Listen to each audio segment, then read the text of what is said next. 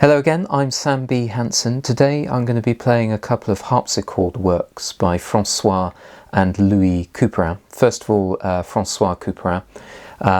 He was a composer, organist and harpsichordist working in 17th and 18th century France. And he became known as Couperin le Grand, or Couperin the Great, as perhaps the most important of the Couperin family of musicians in due course.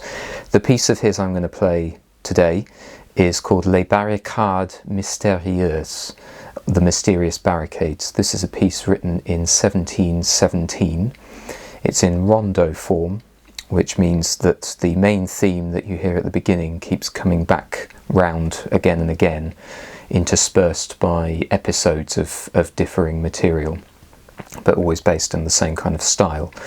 The title has been the subject of some speculation ever since the piece was written, because the meaning wasn't ever made explicit by the composer.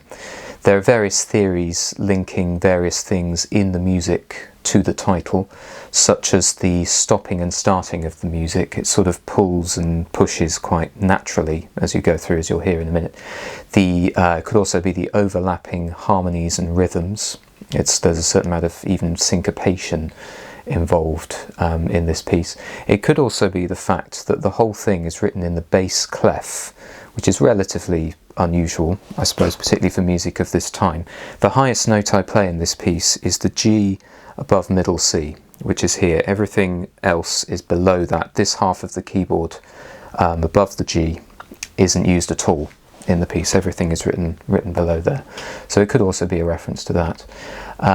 Possible inspirations for the title that led to the writing of the piece in the first place could be, there could be various themes. It could be difficulties in the communication between people, the differences in periods of time, perhaps the past and future, or even present as well. Life and death, the barricades between life and death, between the material and the spiritual worlds. It could also be the masks that people wore as performers on stage or at parties, I suppose, as well. I've also learnt recently that the mysterious barricades was a common way in the 17th century in certain circles of referring to women's eyelashes. So it could be any of these things. It's a bit of a mystery, the title of this piece. I wonder which you think, when you hear it, you think is the most likely of all of these. And going back briefly to the overlapping harmonies and rhythms, this has lent the piece quite naturally to be arranged for guitar, as the kind of lute or fingerpick style of writing that Couperin has employed at the keyboard lends itself to the guitar very naturally, and hopefully you'll be able to hear that as I play the original harpsichord version to you now.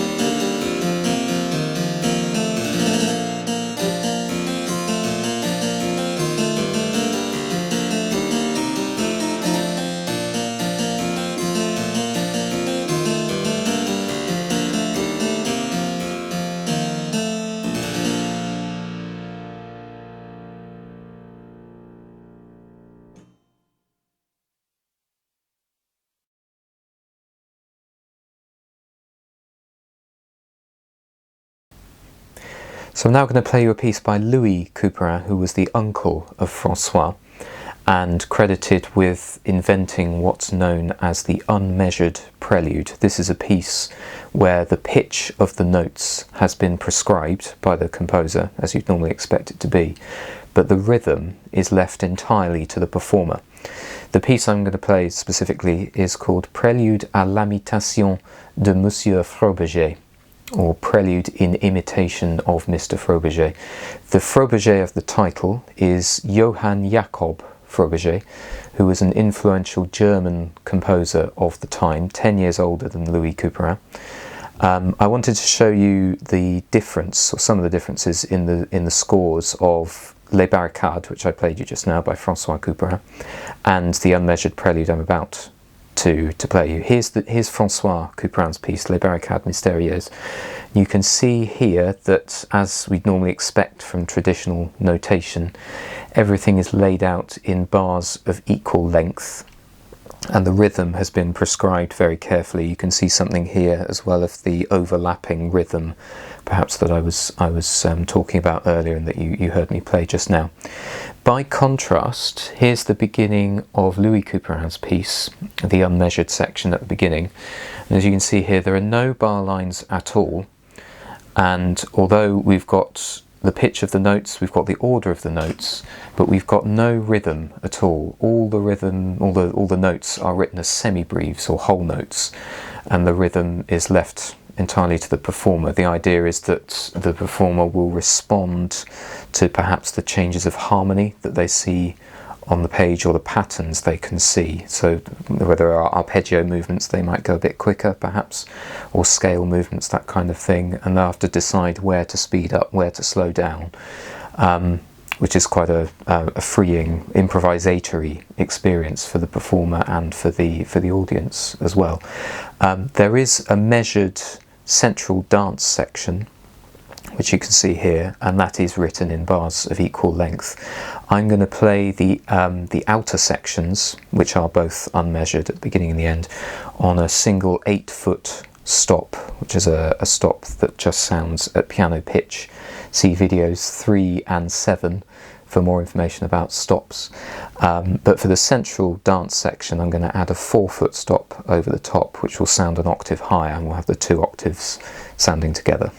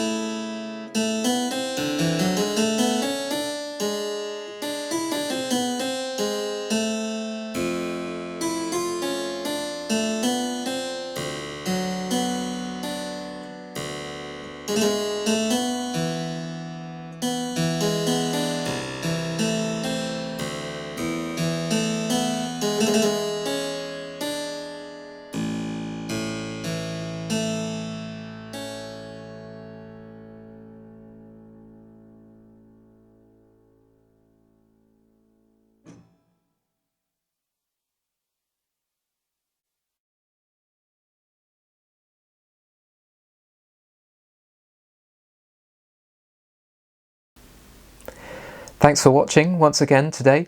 Next week, Friday the 4th of September 2020, as I mentioned last week, I've been challenged by a friend and colleague of mine to play a medley of cadenzas from various of Rachmaninoff's piano concerti. That should be good fun. The week after that, Friday the 11th of September, is a secret at the moment, which I will reveal next time. See you then.